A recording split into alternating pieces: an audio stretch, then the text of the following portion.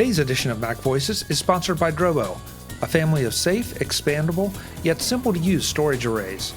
Drobos are designed to protect your important data forever. This holiday season, give someone a Drobo to keep all their files and memories safe forever.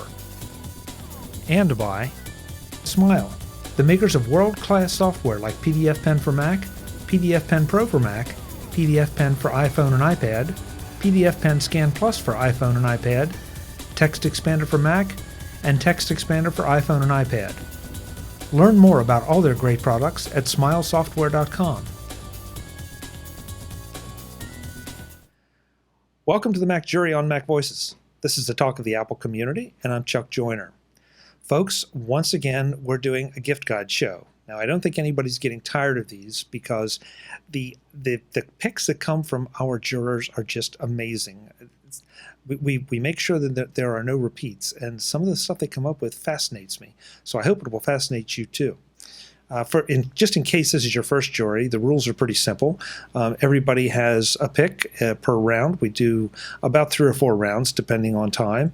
And the only real rules are that you can't pick something that a prior jury picked. So our guests have been supplied with those picks, and everything is good, so they should have some brand new stuff for you.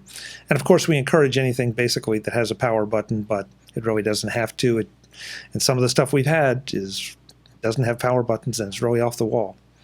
So let's go around and find out who's here first, and then we'll get to the good stuff. First up, working my screen from left to right, Mr. Barry Fulk. Barry, it's great to have you. Thanks for being here. Hey, Chuck, thanks for having me. Great group tonight, and looking forward to talking about our gifts. No question. So what kind of things should we give you credit for in the online world? Well, I've known as a couple of things. One, thanks to Adam Christensen, known as the podcast stalker. I like to show up on people's doorsteps or events. I love the community, which is one of the reasons why I try to go to as many events as possible. And a couple of years ago, when Mac World was canceled, I kind of took it upon myself to try something here. And with Mike Potter, we've been doing Mac Stock for the last couple of years. And it's been, I think, a great success. I love it. And Chuck, you've obviously been part of that as well. And hoping to see everybody again in 2017. That's great. You will definitely see me. I can't speak for everybody else, but I know it's a great time. You and Mike have both done an amazing job of creating this event that fills a need. So we appreciate all that. You bet. Next up, the elf herself, Jackie Dove. Jackie. Yeah, definitely. 5'1", definitely an elf. That's not what I was talking about, Jackie.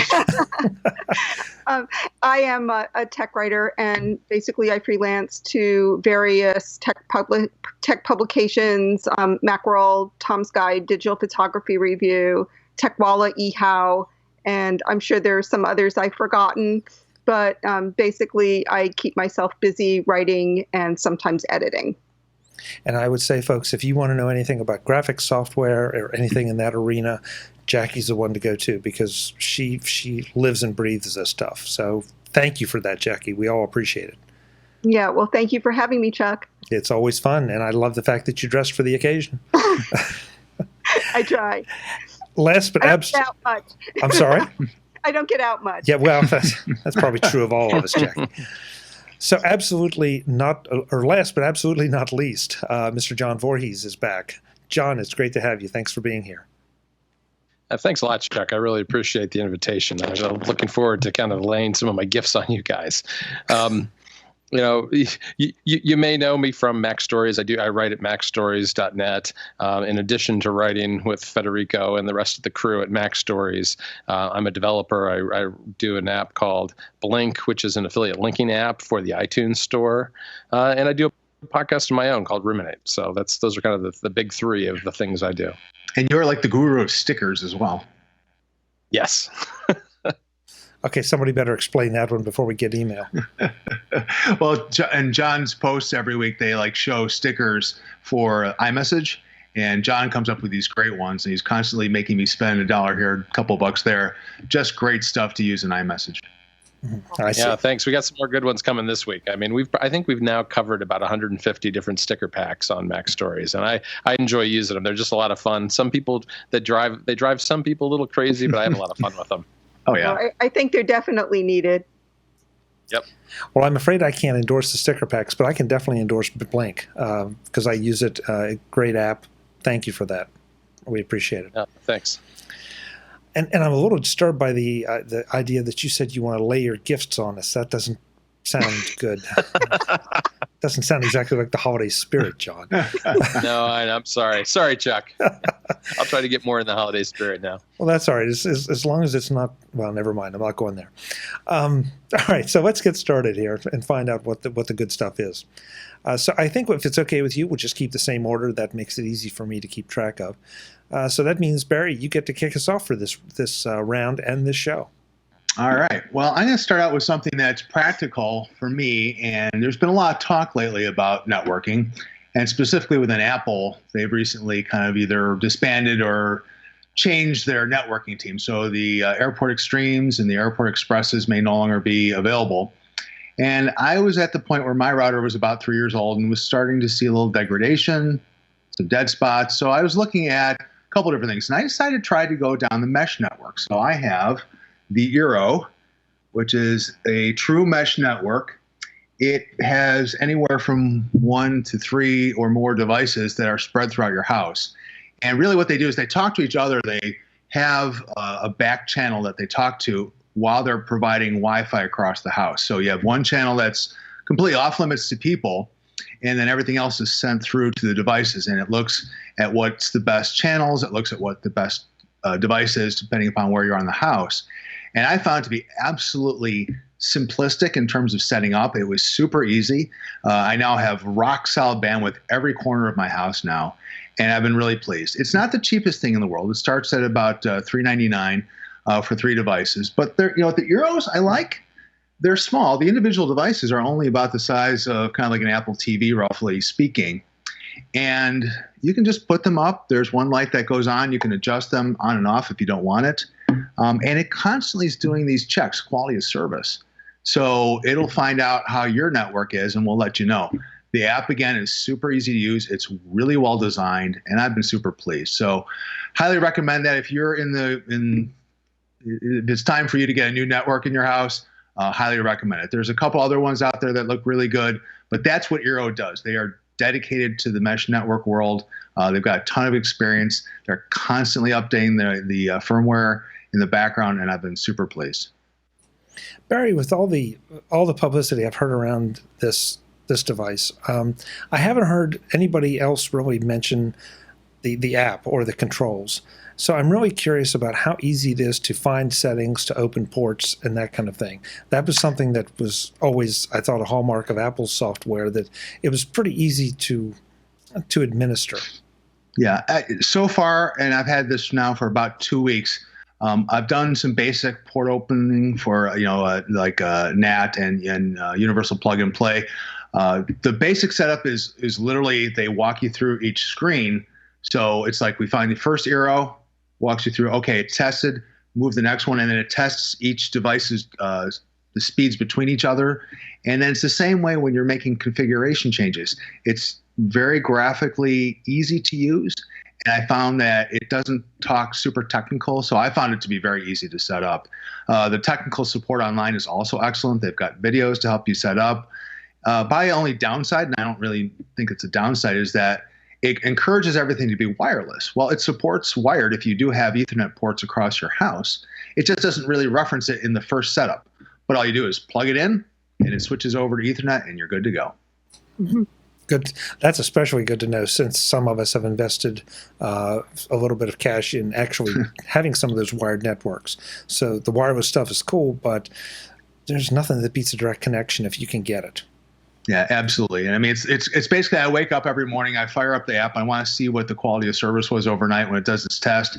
And again, it's been hitting it. I get about 120 on my wired network from Comcast here in the Chicago area, and it's been hitting that wired and wirelessly throughout the house. Interesting. Good. Well, thank you. Great first pick. Great Thanks. First pick. Jackie, how are you going to follow that? Well, that's kind of a hard act to follow. But I have something of a little kind of office-y type thing that I think people might be interested in, and it's the Bamboo Wacom Slate. Ooh. Right here. Ooh. And basically, it's your basic cheer, athletic coach kind of clipboard type arrangement. It looks kind of humongous next to me, but I'm an elf, so anything looks big next to me. But basically, there are two sizes to this. There's this big letter size, and then there's a half size. And what you do is it comes with its own pad of paper, but you can also use your own paper. You don't have to buy special paper. And it has this magic pen. It's actually a pen, and you can twist open the ballpoint and write. And as you write on it, it's actually recording what you're writing. So you can be in class and you're taking notes, and you can, scribble and draw and do all kinds of things on these pages that are, sitting on this electronic device, because that's the thing that transmits everything. And, you just turn it on and it will transmit. What you need to do in order to have it do that is to link it to your iOS device by Bluetooth. So it would be your iPad or your iPhone. And once it's synced and it's paired, then everything gets recorded. It gets saved. You can save it if you don't want to transmit it right at the moment, and it will actually show up via an app on your iPad, and that's how it works. Now you can also connect it to your iPhone, but the only difference is that with the iPad you can use another app from Wacom rather, paper, and then you can start coloring things in. If you've made a drawing, you can actually use the colors in paper to color it in and make it look nice, and then either save it or transmit it to somebody else, or anything that you would like to do with it. So it's great for students. It's great for teachers. It's great for, people who like to take notes, or going to an event and wanting to take notes and things like that. The app is a little wonky.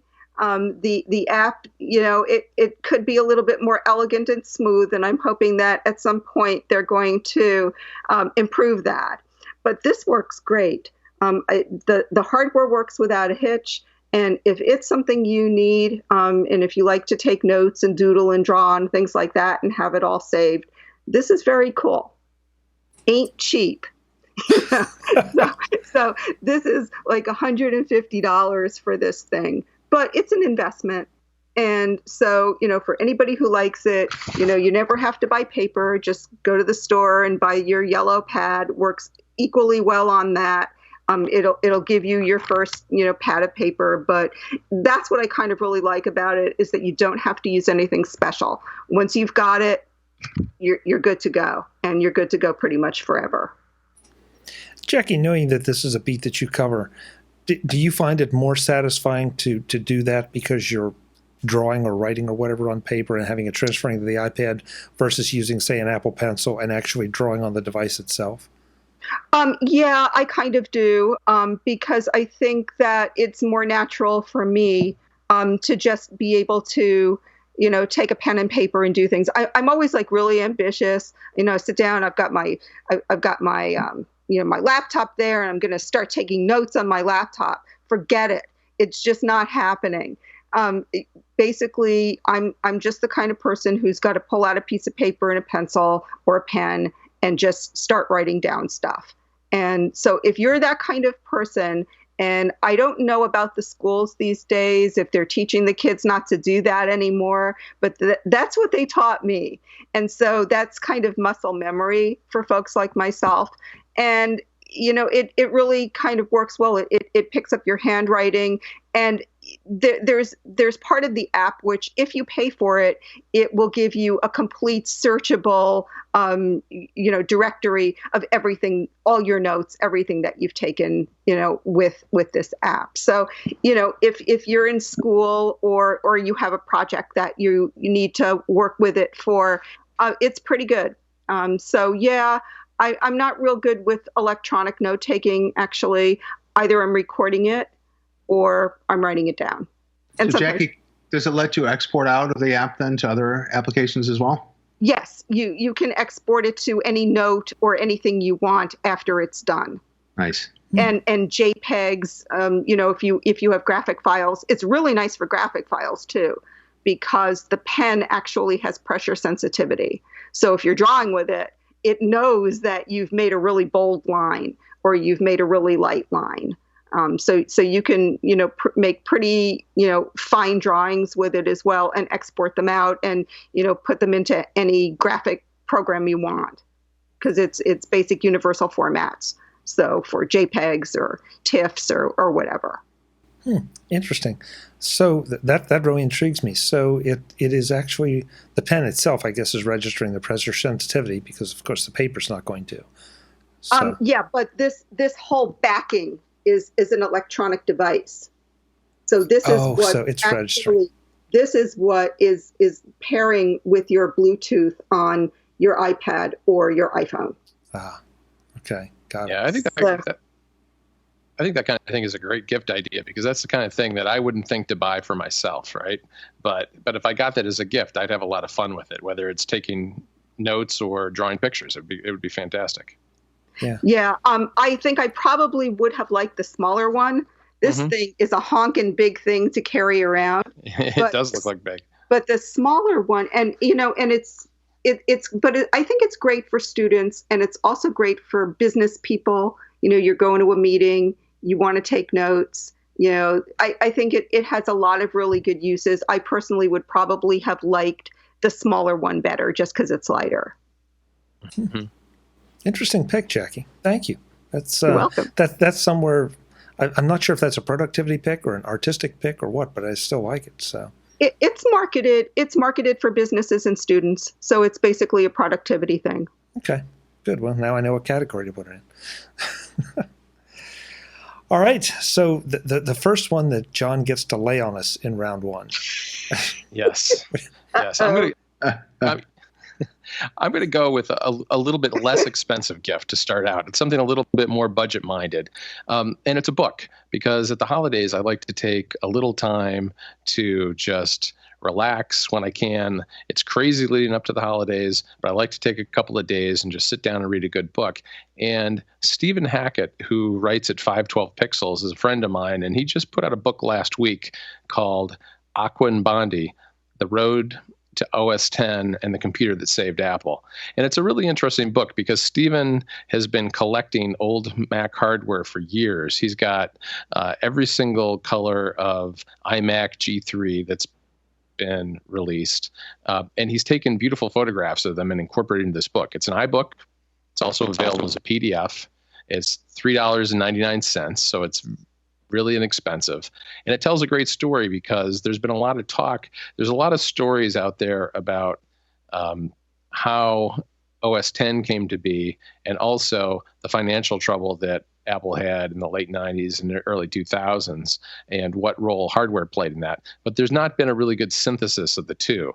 And what Stephen's done, I think, is done a really good job of talking about those two aspects of Apple coming back from near financial ruin to being the company that it is today, and how both the iMac and OS 10 played a role in that, and really where the stories are interweaved between the two. So it's a great read. I got an advanced copy of it a couple of weeks before it came out and read through it, and I really enjoyed everything about it, because not only does he have great photography from his own collection, but he's also got a lot of old. He collects everything Apple. He's got all the old press shots from the 80s and 90s and 2000s that he's incorporated into the book.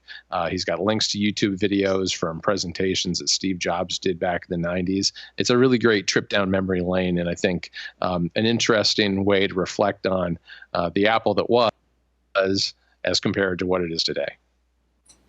Interesting. I was not familiar with it at all, John. So that sounds good. And on top of it, it's a competition for the actual Apple book that has been put out. So, and frankly, it sounds more interesting. It's a little more reasonable. Yeah. Right? Yeah. Good pick. Thank you. I don't think we've had a book pick so far. No, we had one. We had one so far, but it was not Apple oriented. So good job. I feel that's great. Yeah. I feel like that was a good laying on or something. Something like that. Yeah.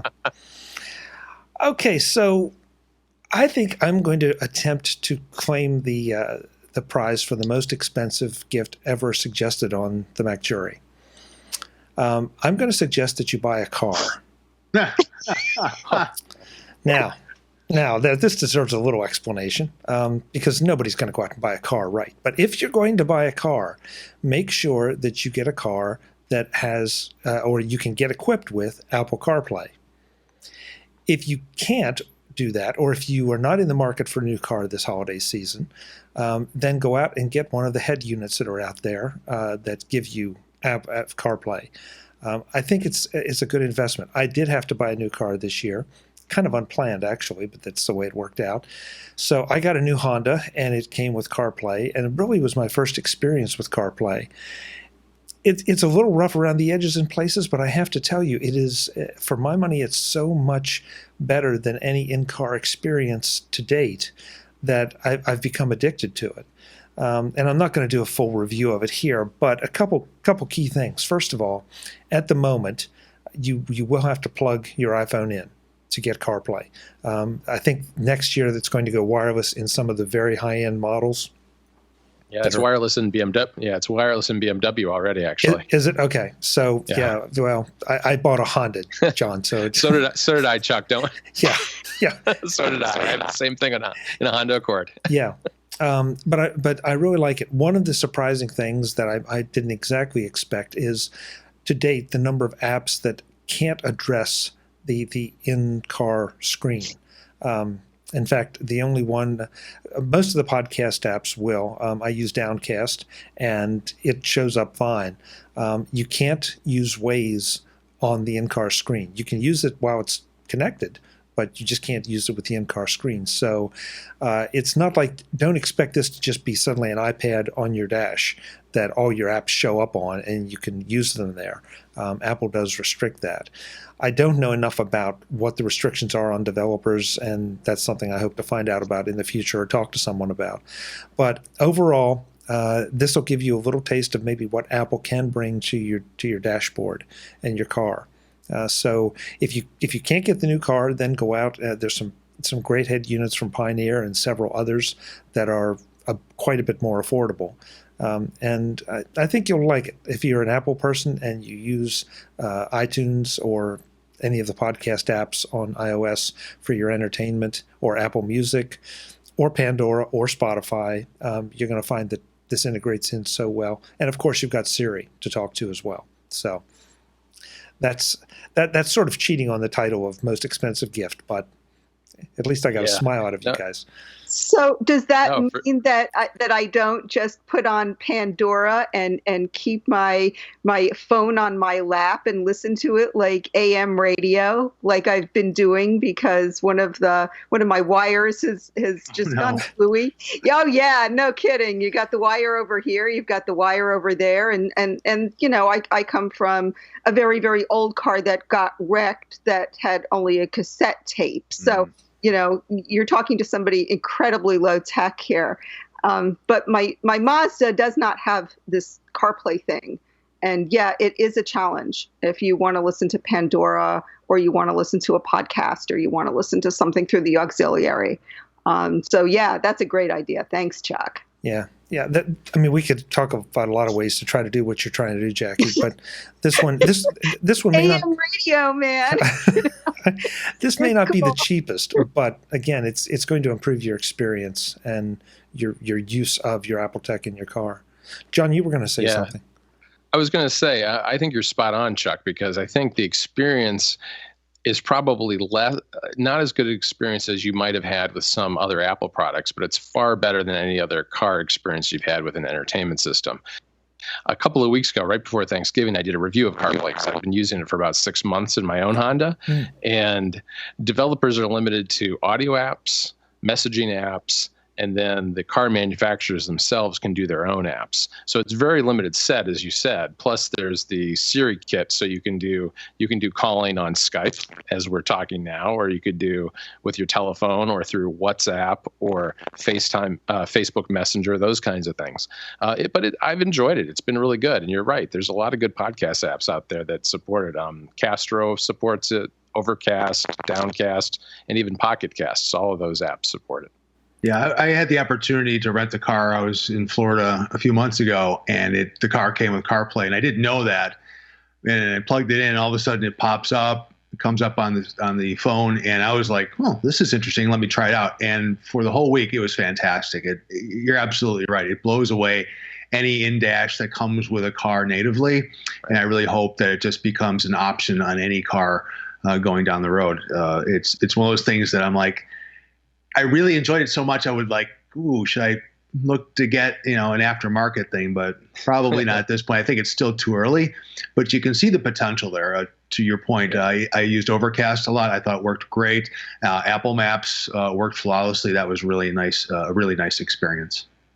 Yeah, I think that one of the things that I've been the most impressed with, and even though you can have a similar experience on the iPhone, to be able to use CarPlay to be driving down the road and send a text message now, and with hands-free, just by talking to Siri, or send an email, or even have Siri check your voicemail and have it play over CarPlay. It's just, John said it well. It's not quite the experience you expect with other Apple products, but it's still early days for this one, and it just beats everything else hands down. Yeah, I found this. Yeah, I felt like Siri is even better in the car because it's so much more convenient to be able to talk to Siri than it is even using your phone. That it feels a little bit more magical than it does normally. Yeah, agreed. So that's round one, and I think we came up with a lot of great things. Quite a diverse first round. Today's edition of Mac Voices is sponsored by Drobo, a family of safe, expandable, yet simple to use storage arrays. Drobos are designed to protect your important data forever. This holiday season, give someone a Drobo to keep all their files and memories safe forever. This holiday season, Drobo is giving Mac Voices listeners and viewers a chance to save big on the Drobo 5D, Drobo 5DT, Drobo 5N, and any 8-bay or 12-bay Drobo. Just visit drobostore.com and use the discount code MV20 to take 20% off your choice. That will save you from $100 to $800, depending on which Drobo you select. But that's not all Drobo is doing this holiday season. I had a chance to chat with Alex Herbert, Drobo's marketing coordinator, to talk about their social media presences and a new contest for the holidays. So let's start with the contest. What is the 12 Days of Giving? So Drobo's 12 Days of Giving is a social media contest through Facebook, Twitter, and Instagram. We will be giving away different prizes every day. We will have a landing page for the contest with all the prizes listed. And it's just a way of showing appreciation to our followers and all our Drobo fans. And you have a very nice list of sponsors that are helping you celebrate the 12 Days of Giving. And I know it's such a list that you probably have to read it, but take your best shot at trying to name them all.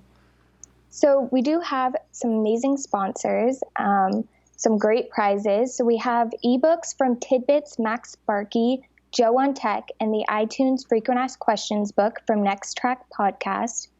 This Week in Photo will be giving away a video training course. Carbon Copy Cloner will be giving away their license. A special edition TWIV Zika mug from Microbe, and the TV podcast and a text expander. PDF pen for Mac and iOS from Smile Software. And then we will also be bundling up a Drobo with Seagate drives. Scott Kelby will be giving away a Photoshop World Pass. So the contest will start Wednesday, December 14th, and you can find the link through any of our social media platforms and enter the contest. And how does one enter the contest? What does that mean? So if you just visit our landing page for the contest, we will be posting a hashtag of the day. So if you check every day, we will have the different prizes listed out. So all you need to do is tweet or post out that hashtag, and you'll be entered to win for the day. And we will be announcing the winner for the contest the next day. Drobo gives you more ways to win great prizes, but if you don't win, you can still take advantage of their special offer. Again, visit drobostore.com and use the discount code MV20 to get 20% off the Drobo 5D, Drobo 5DT, Drobo 5N, and any 8-bay or 12-bay Drobo. Happy holidays, and thanks to Drobo for their ongoing support of MacVoices. Barry, take us into round 2. All right. Well, Chuck, you upped the game, so I'm going to recommend buying a private jet. So, I'm kidding. No, I am going to recommend something that you can use on a private jet or any other airplane or even around your house, and that is the Bose QC QuietComfort 35 noise-canceling headphones. These are the silver ones.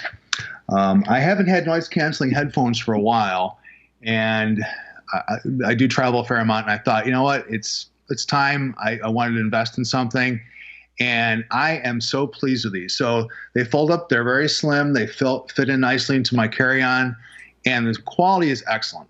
Bose has always, I believe, been at the forefront of the technology, and they've really nailed it now with the music. It doesn't sound kind of that muffled, a little bit, removed from the actual source. The sound is super crisp.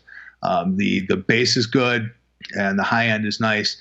And you can turn it on and off. So it's all wireless. It's all Bluetooth. It does support wired as well. So if the batteries run out, you aren't stuck like some of the older models where it's just useless. So you can use it as just regular headphones. And generally speaking, I've been getting over 10 hours between charges. It works really well. And they also include, there's a microphone built in, so I could use these to make calls. And I've used this oftentimes I go to these conferences where I'm doing support, and I'll use this when I'm talking to a customer on the phone, and they don't realize that I'm in a very noisy environment. The noise canceling works both for me internally on the headset as well as for people on the other end of the phone. So very highly recommended. Again, it's not a cheap headphones. It runs, I think, on Amazon and on Bose about $350. It's an investment, but again, it's something that if you travel a lot or you're in an environment that you find noisy and you want to kind of cut that all out, and trust me, if you're on an airplane and you're sitting next to a screaming kid, these will pay for themselves first time out. Great. When I saw you pick these, Barry, I don't have those. I have an older set.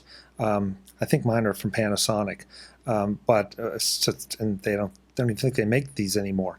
But yeah, anything is good. The Bose seem to be the Cadillac, no question about it. But if you're right, if you travel at all, man, one trip and it'll save your life. Yeah, and it there's been some studies that say that if you cut off some of that engine noise, there's a little bit less fatigue on your body after a long trip. I don't know if that's true. Maybe it's all psychosomatic, but I like to believe it's true, and it really does help some of these long trips. I'm also a fan of white noise, so sometimes I'll just put white noise on my iPhone, play it through the headphones, and it helps me go to sleep on an airplane, which is, for me, very hard to do. Yeah. White noise fan here, too. Yeah. Good pick. Very, very practical. Not nearly as sexy as a private jet, but good pick. Jackie, what do you have for us in round 2? Okay, well, that's actually a good intro to my headphones that I have. These are the Moshi Avanti headphones. Now, not nearly as high end as the Bose, and they're fully wired. What I really liked about them, now Moshi is not really known for headsets necessarily, and they just came out with this one, I think late last year or early this year. But they're lovely and sleek, and they do have a wire and controls in the middle, though not volume control, which is kind of disappointing. But what I really liked about them is the sound quality. The sound quality is just amazing. You put these things on and you're listening to something you've listened to like 200 times, and you hear something else. You hear something that you didn't hear before in this thing, or you're listening to a TV program, and you can actually, it's so atmospheric that you can hear a TV playing in the other room as somebody is interrogating a witness, you know, something like that. And it puts you like right in the moment. And they're very lightweight. They're very kind of beautiful to look at. These are the red ones, and they have another. These are like burgundy color or something. And then they have one model that has like a camel color, beige caramel camel color. So they come in 2 different colors, and I don't know if you can hear this, but if you want to store them, you can just make them really compact, and they have this like little ratcheting noise that, you know, sets them in place.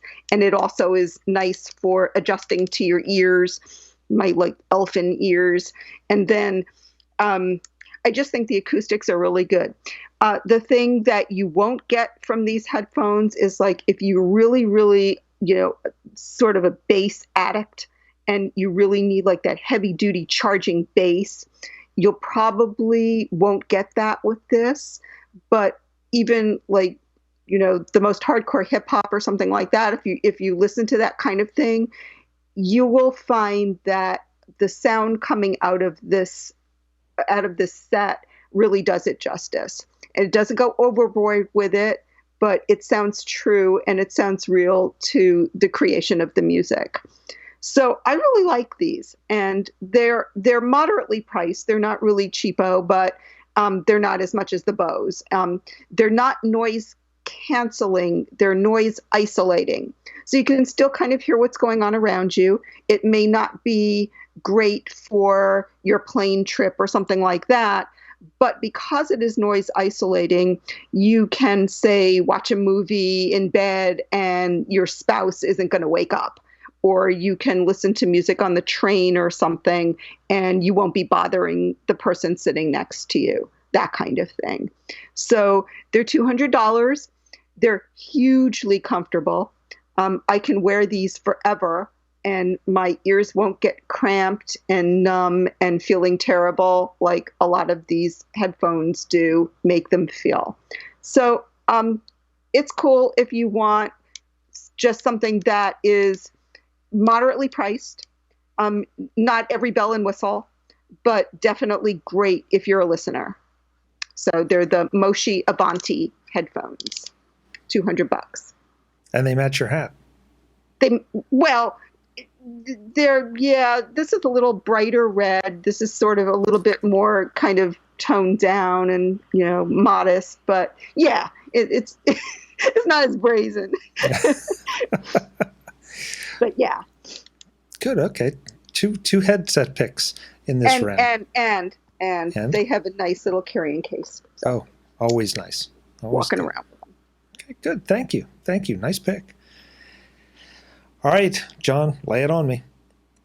All right. Here you go. Here it comes.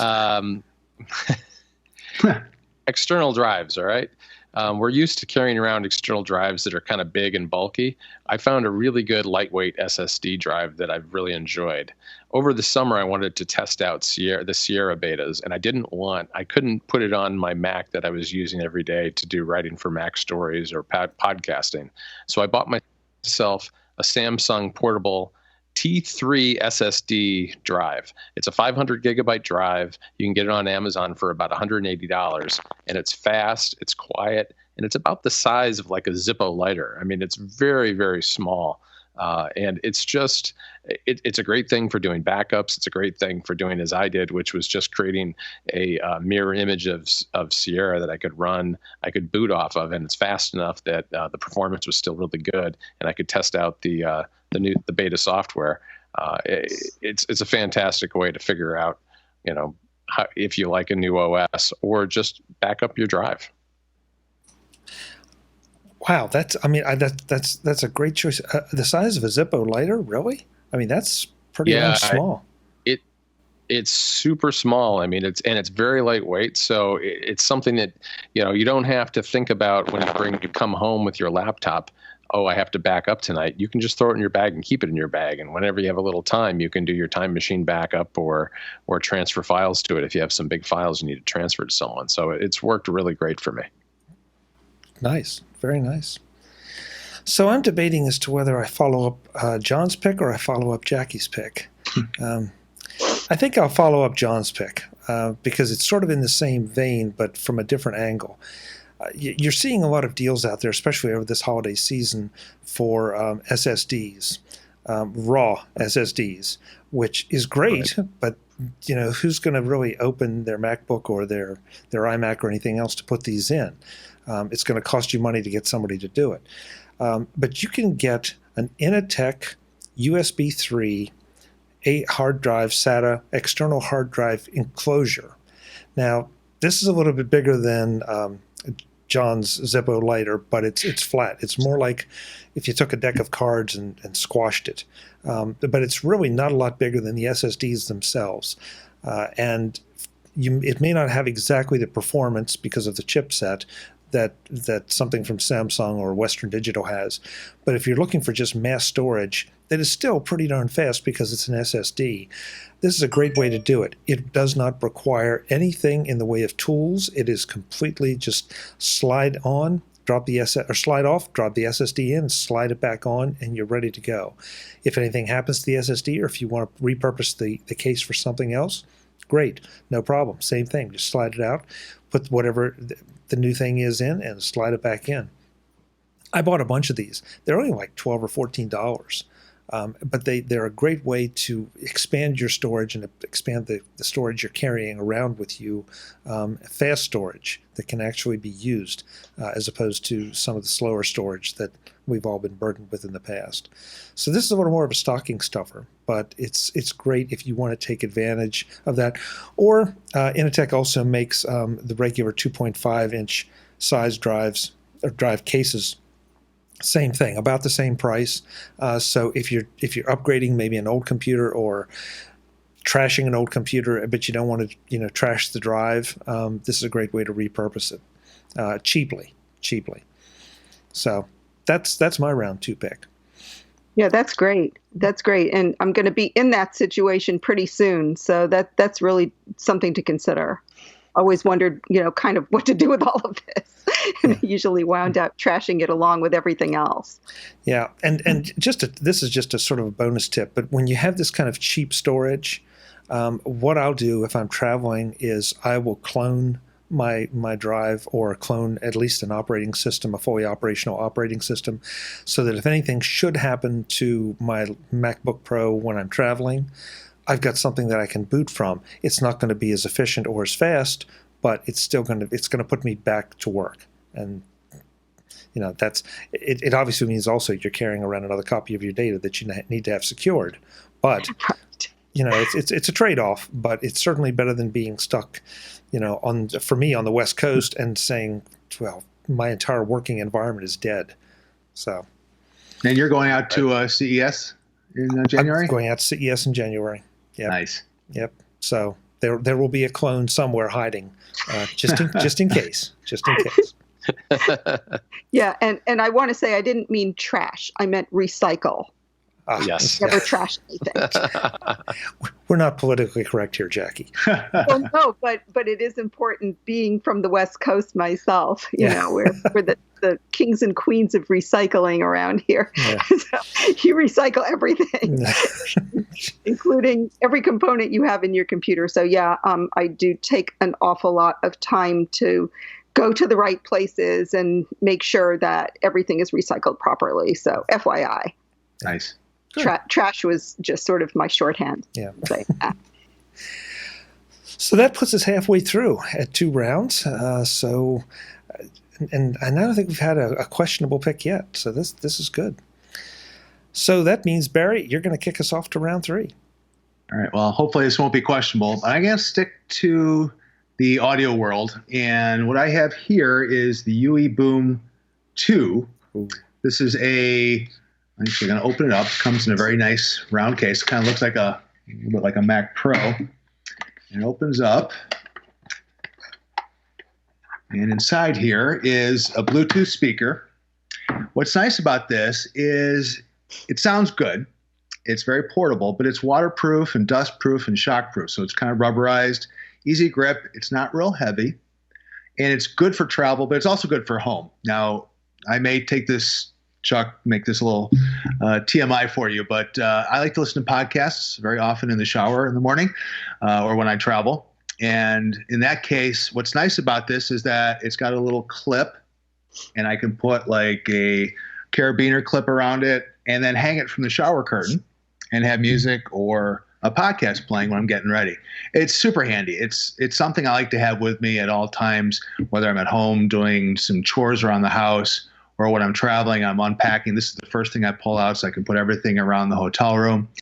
And the quality is great. Logitech actually owns Ultimate Ears, which is the UE, and they really let them do their jobs in putting out a high-performance product. They've got all sorts of colors, and they do some really neat things with this. There's an app that comes along with this. You can adjust the EQ, so it can be more tone for voice. If you want to do podcasts, it can be very heavy and bass for certain types of music. And you can even pair two devices together and have true left-right separation and put them across the room and get a really nice sound. It fills the room really well, especially, again, if you're in a hotel room, it's not real big, you can get some really nice sound. And it's something that I find just to be indispensable at this point in my life. So did you say how much that weighed or what the bulk factor was in terms of toting it around? So here it is against my head, if that helps. Okay. Okay. It's not particularly big. I'd say it's less than half a pound. I mean, it's pretty light, maybe a little bit more, but there's three actual sizes. So this is the mid-size one. There's a smaller one that's more round. I didn't feel that the sound output of I think it's called the roll, wasn't that good. It was okay. This one was excellent. I mean, it gets to the point I don't put it even on maximum, even with the shower blasting and all that. And there's a larger one, which isn't real portable. Sound quality on that is outstanding, especially that would be perfect for outside, like on a deck. If you're doing a patio party, that would work really well. In fact, if you have two of those, you could put that on both sides of your yard and it would just completely fill the yard. And this one, I think it kind of ranges in prices depending upon the color. I've seen it, I think, around $160 to about $200 on Amazon. So fairly reasonable. But again, it's real durable. I mean, this thing is just rock solid. And in fact, I'm glad I did that, because what you can do is when you're in the shower, you actually tilt it and you tap it. There's a little bit of a motion sensor inside, and it'll actually pause the music for you. So it's really nice. And it charges through micro USB, and it does even have the ability to do a wired connection as well if you don't want to do Bluetooth. Very nice. Thank you. Cool. Thank you. Good pick. Good pick. And Barry, you inspire my third round pick, but we'll talk about that in a minute. Nice. So, Jackie, you're up for round 3. Oh, I'm up for round 3 already. Okay. Yeah. Well, here's a little bit of a change of pace. We've all heard about the big VR revolution of 2016, amongst the many revolutions of 2016. And so this is the Merge VR. Now, I'm not going to put this over my head, but that's kind of what this is about. Oh, come on. Put it over your head. No, yeah. Yeah. All right. Okay. Okay. That's right, guys. Yeah. Great look with the purple with the red. No. This is the Barney look. So here is like antimicrobiological, whatever they call it, foam. Okay. So we've seen a lot of these. They're made out of kind of hard plastic. And then, of course, there's the one that's cardboard. So this, I like this the best. And I tested about maybe 8 of them or 10 of them, including the Gear VR, which is not a Mac product, obviously. But this one I thought was the nicest, not only because of the color, but because it was really more comfortable. So this is, you can wear your glasses with it. You can wear a Santa hat with it. You can, it has these little knobs on the top and also on the bottom, where you can adjust the thing for your vision, because it has these little lenses inside, and you put your iPhone inside of it. And so, you queue up to the channel for your VR movie or your VR game or your VR news app. And there's like tons of them out there. And then you can watch it, through the lenses in this headset in virtual reality. So I thought, I guess folks were kind of wondering what this cutout thing was over here. I lost this. Lost it, meaning it's somewhere in the house. But there's a piece that covers this. And what that does is it's actually for the augmented reality apps. So I have a little dinosaur app that I like a lot.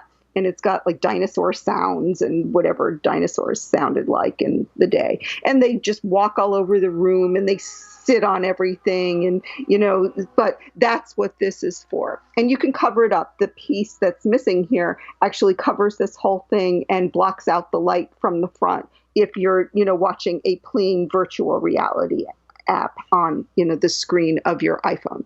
So it fits every size of iPhone. You can use any cardboard compatible app with it. And it's $99, which is pretty competitive with most of the VR headsets out there. And I thought it was the most comfortable. It's not like the most advanced or anything like that. I would say the Samsung Gear VR is probably the most advanced on the consumer side right now in that price range. But for the Mac, and for the iPhone, these will take either iOS or Android devices. And, it's pretty cool. You can keep this on your head. The only thing I would warn about is that these are not locked. And so even though they're pretty good about, navigating you around various of the apps, because a lot of this is app controlled. It's not really controlled by your headset, but it's controlled by the app that you're using. You have to kind of keep adjusting it to keep your eyesight pretty true. It's not super advanced that way, but for the price, and if you want to get into virtual reality and check out the apps and things like that, and you don't want to use the cardboard headset that doesn't have a back that will sit on your face. This is cool. Well, that's how I'll ask you a question. So about how heavy is that? It's really light. I would say if it's a pound, it's a lot. You want to have the cross piece over your head to keep it balanced. You want to use it with this strap and a cross piece on your head. And once you do that, it's really, you really don't feel it. You can watch any kind of, virtual reality app or news program or whatever it is, or play a game. I'm not a big gamer, so, I tend toward, kind of New York Times VR and things like that, where they show the documentaries and stuff like that. You don't even feel it. I may have accidentally just ordered one. and this actually this is the second version of it, and I think now when you order them, you can actually order a handset that gives you all of the navigations, so you don't have to keep tapping up on top. So it's very cool. Very nice. I was going to ask Barry same question, because I'm sitting here thinking, okay, this is an iPhone 7 Plus, and I'm thinking, okay, put that there, and then figure how much weight. But the cross piece answers the question that it should be fairly comfortable doing that. So. Yeah, you want the balance. You don't want to keep having to tilt your head, and that's what you're going to do with all of them. Most of them will have a cross piece. Even if they're very light, they'll have a cross piece. Mm-hmm. And of course, with the cardboard, you don't have to do anything, but you got to hold it because it doesn't have anything to attach to your face. Good. We have not had a virtual reality pick, so good job. Good job. John, that puts a little pressure on you. Yeah, definitely. Instead of going with VR, I'm going to go with virtual assistant, and that's the Amazon Echo Dot. I picked one of these up during Black Friday for $40. They're normally $50, and you can get them now for $50, but I've really enjoyed it. I mean, I think the thing that sold me on it at the end of the day was that recently AT&T added the ability to do text messaging through the Amazon Dot and the Echo, which is the bigger all built-in speaker thing. I just got the little puck because I wanted to be able to do text messaging. I wanted to be able to add things to my to-do list on Todoist. And Todoist is it's a task manager that has components on both Mac, iOS, Windows, on the web, everywhere. And it has a great web API. And as a result, I can talk to Alexa with my dot and say, add, do a call with Chuck Joyner today at 7 to my to-do list, and it will add it straight to it, and it appears almost instantly. Those two things are great. Plus just the ability to say, play some holiday music, and it'll start playing a playlist from the Amazon Prime music service of holiday music. Very good. Very good. Yeah, I have one as well, and I find it extremely useful. And I really like the idea that you can connect maybe Barry's UE Boom 2 as the speaker. Exactly. The dots are great. They have their own little speakers, so you don't have to, but it gives you the flexibility of tying it into any system that you have. Yeah. Yeah. The one caution I would have with both the Amazon Echo and the Dot is they don't work with enterprise grade WPA security. So if you have a Wi-Fi network, I wanted to use this at my office at work, but because they have enterprise grade Wi-Fi, it doesn't work. It's just not built for that. So it's really better in the home than it is at the office. Yeah. But the Amazon Echo and the Dot, and I forget the portable that they have, it's a great concept. I'm really happy with it. I find it just super useful to have around the house. I didn't know about the AT&T text messaging, which is perfect. So I'm going to start annoy people tonight. Good idea. I apologize, folks. At 3 a.m, you got a text message from Barry. Hey, Chuck, I could text Allison for you.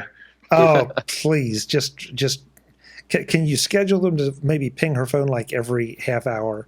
Absolutely. Good. Thank you. That's good. That's good. Well, Barry, I told you that you were going to inspire my third round pick.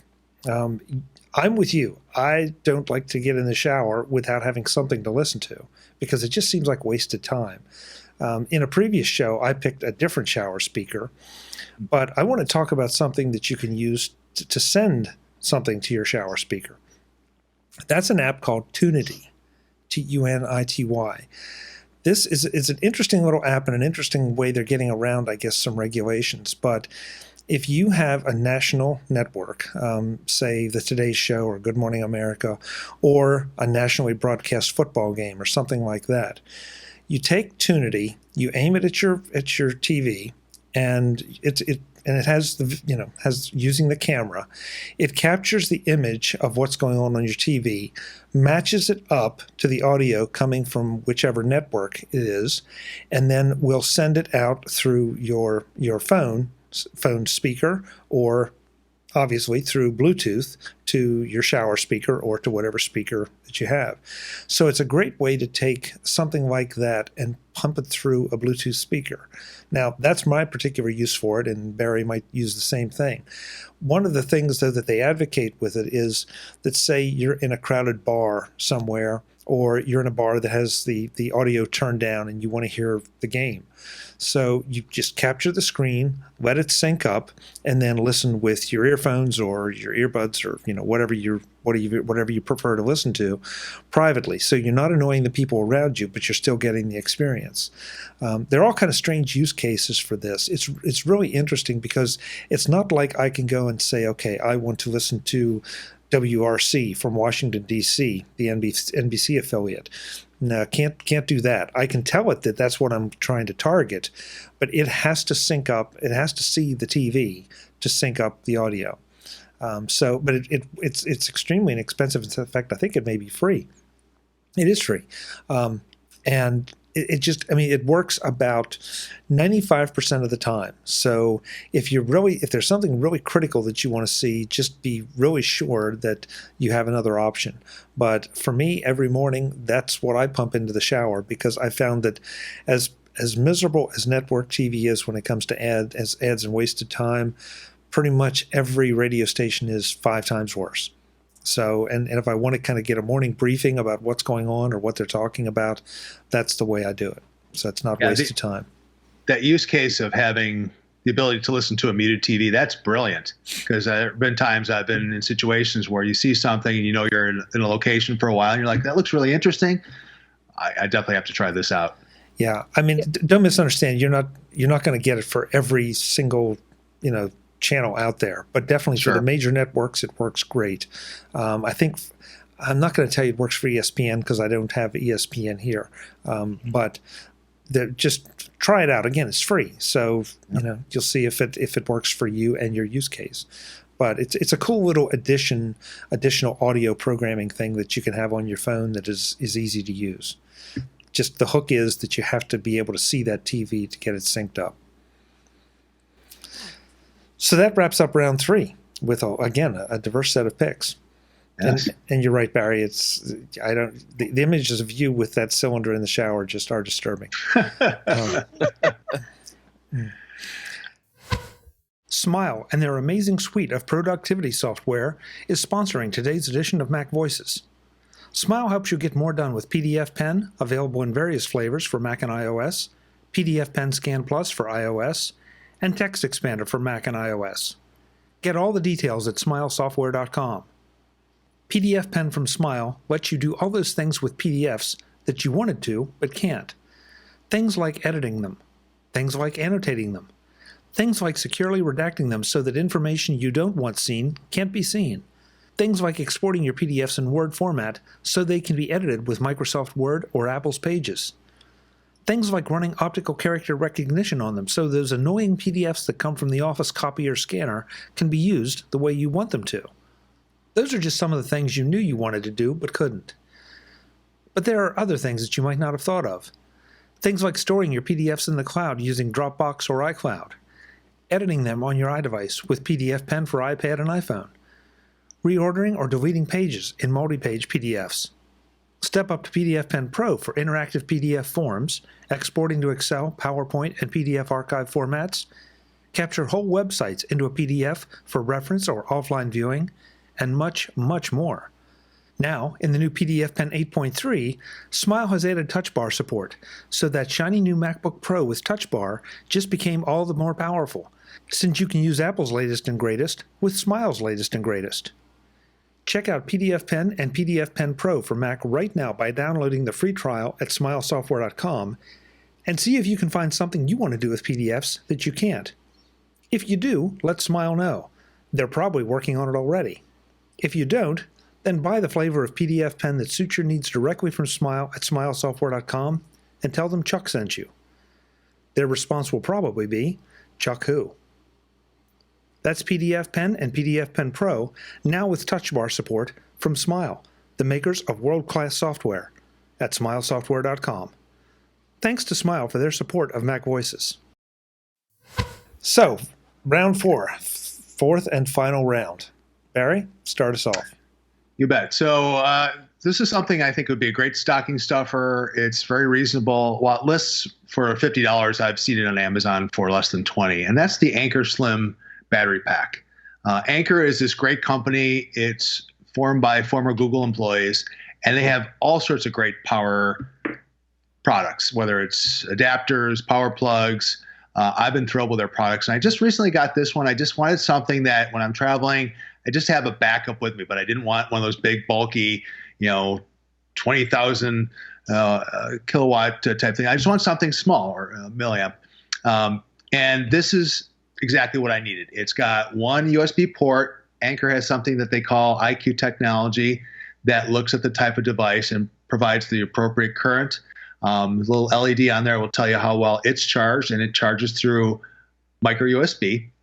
And it's so small that I can put it right behind my phone as I'm holding it if I'm walking around, and it works great. It can charge an iPhone 7 or 7 Plus 2 times easily. It can do an iPad partially if you need to. And it's just one of those things that, security of mind to know that you have something with you just in case you run out of power. It's there, it's quick, and it works great. So definitely a fan of that. It's very grippy, which is nice too. So it's not going to slip and slide. And they, I think, have a couple of different colors, but again, very pleased with this. Barry, we had this discussion on an earlier show. Is it Anker or Anker? Yeah. I've always said Anker. That's what I've said. Okay. Yeah. Well, then you must be right.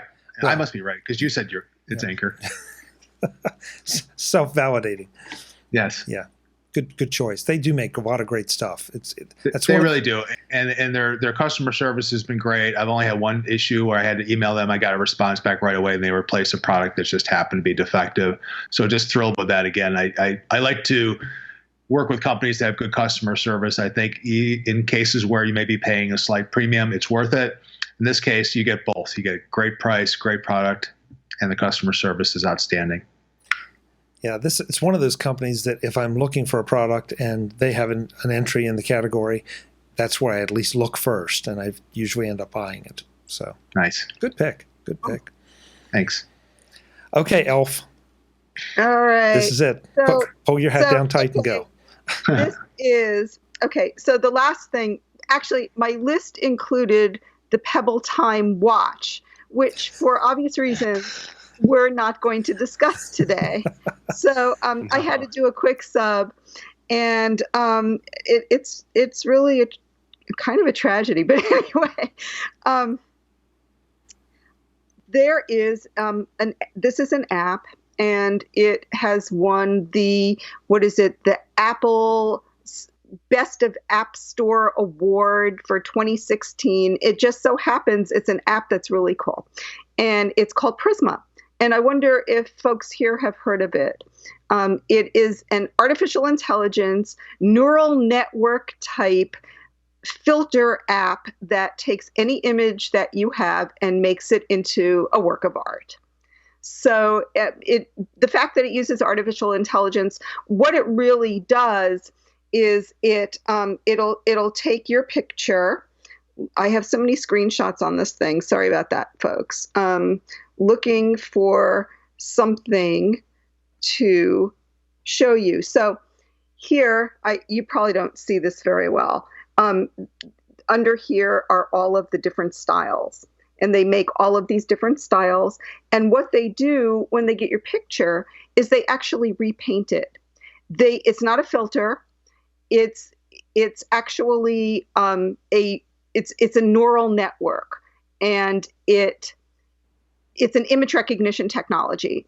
And basically, it will work with the patterns and the pixels that are in your original picture and give you a whole entirely brand new picture based on the style that you've chosen. So anyway, it got an incredible amount of buzz over the last winter or so, winter through spring. And I know we reviewed it on Macworld. And so for my quick sub, I wanted to just point that out because I just learned today that it won this big award on the App Store. And it's one of quite a number of these apps out there, but I think they were the first ones out there with something really commercial that was available to everyone, that everybody was trying, that everybody had heard of. So I thought I'd give it a mention here. I think it's a great mention. And folks, if you haven't tried this is the app you maybe save for Christmas Day when you want to occupy the kids.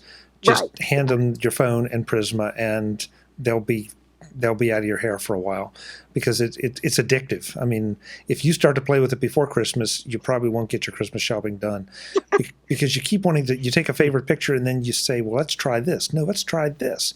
And the trouble is, they are all great. So then you want to save them all, and you start running into storage problems.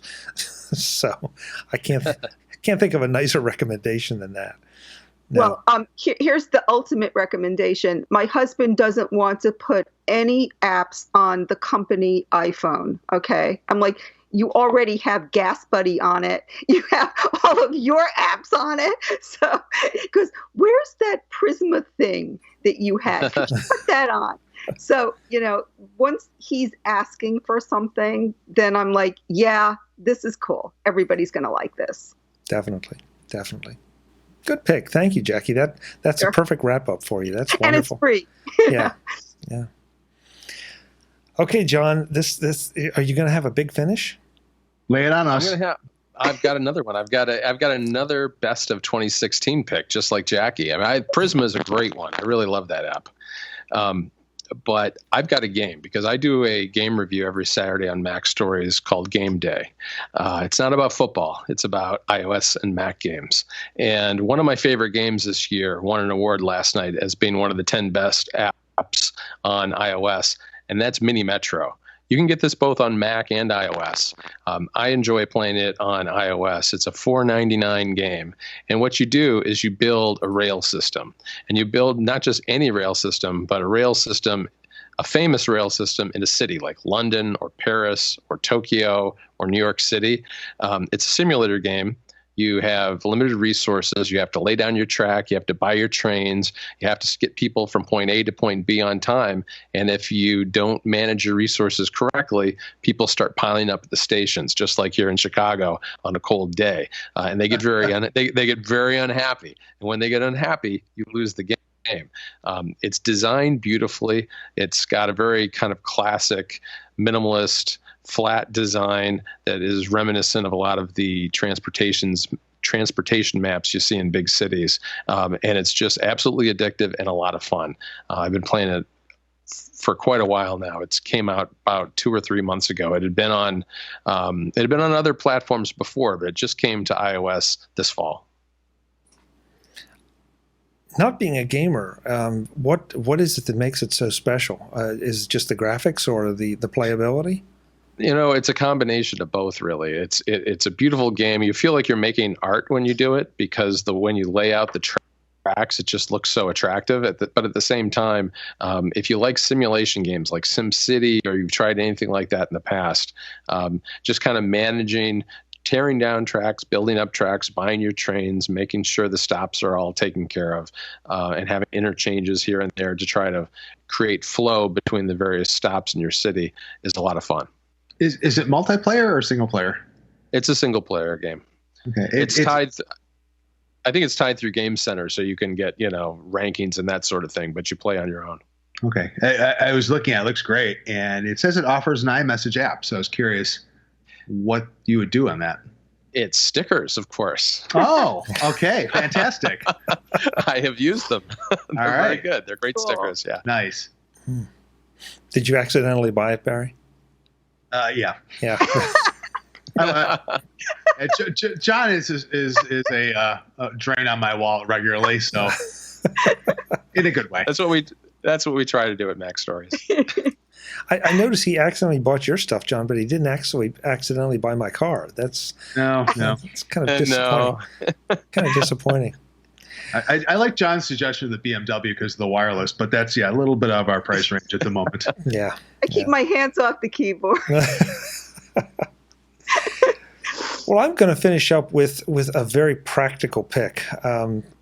But I think it's an important pick, especially heading into the new year, but it's also especially around this time of year.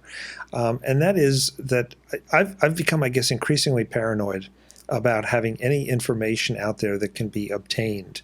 And that means credit card receipts, even junk mail that is trying to offer me anything significant like life insurance. It's coming into me, and too often we just throw these things in the trash, and you really don't know what's there.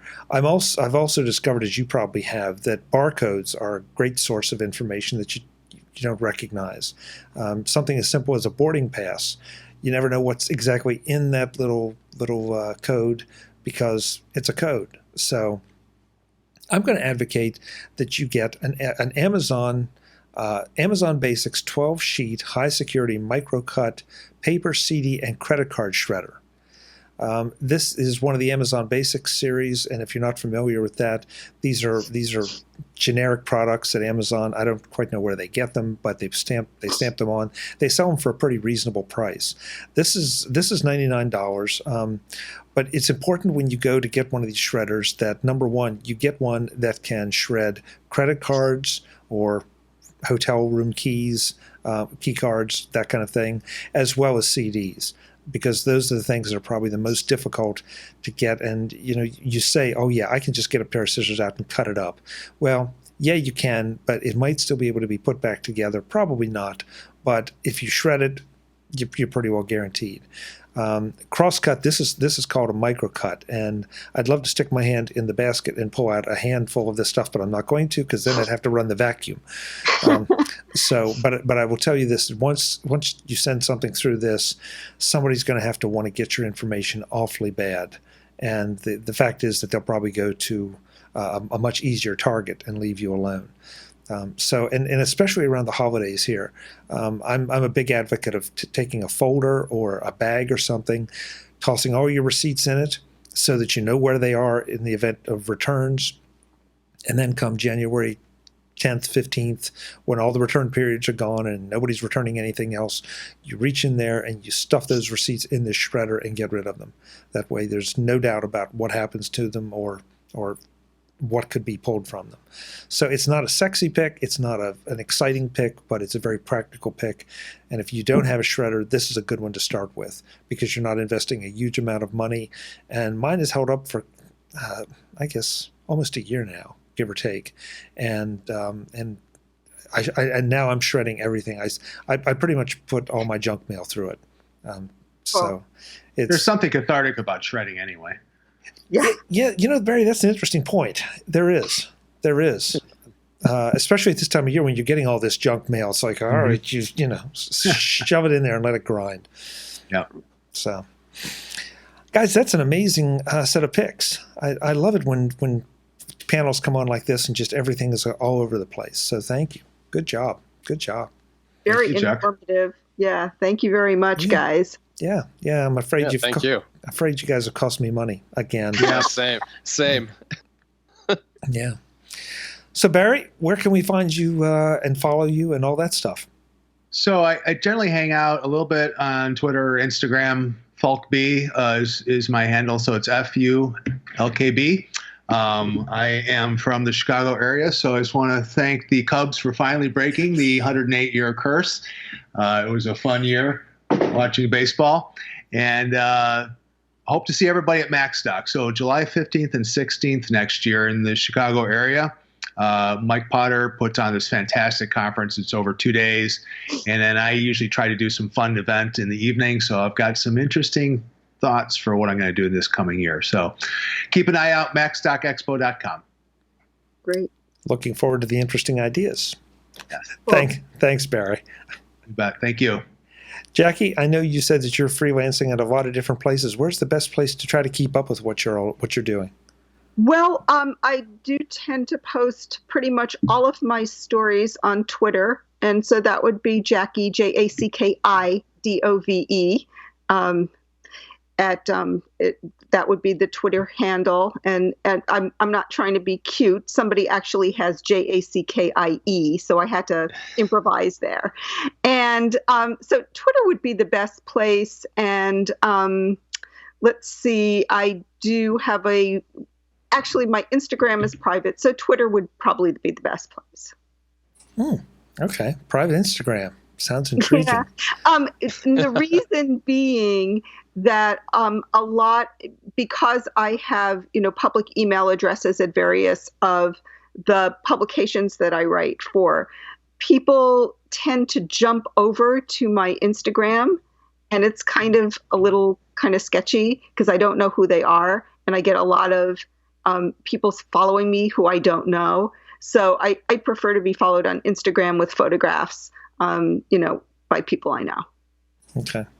And now you have all kind of elf stalkers. Yeah, I know. After this.